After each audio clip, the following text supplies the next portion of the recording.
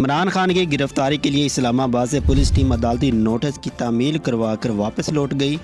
عمران خان کی گرفتاری کے لیے اسلام آباد پولیس زمان پر پہنچی تھی۔ اس موقع پر پی ٹی آئی کارکنوں نے ایس پی طاہر حسین کو گھیر لیا۔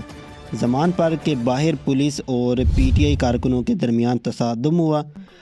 مشتعل کارکنوں نے نعرے بازی بھی کی۔ عمران خان کے chief of staff Shibli Faraz نے پولیس سے عمران خان کی گرفتاری کا نوٹس وصول کیا۔ اسلام آباد پولیس نے اس حوالے سے کہا کہ عمران خان گرفتاری سے گریزاں ہیں۔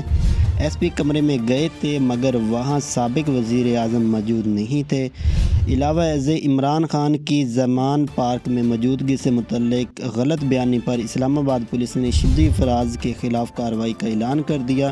اسلام آباد پولیس کی جانب سے جاری بیان میں کہا گیا کہ پی ٹی آئی رہنماؤں نے کہا کہ عمران خان رہائش پر موجود نہیں۔ قانونی کارروائی کی راہ میں غلط بیانی سے کام لینے پر شبلی فراز کے خلاف کارروائی کی جائے گی۔ دوستو، مزید لمحہ بر لمحہ اپڈیٹ رہنے کے لیے ویڈیو کو لازمی سے لائک کیجیے اور چینل کو ضرور سبسکرائب کیجیے۔ اللہ حافظ۔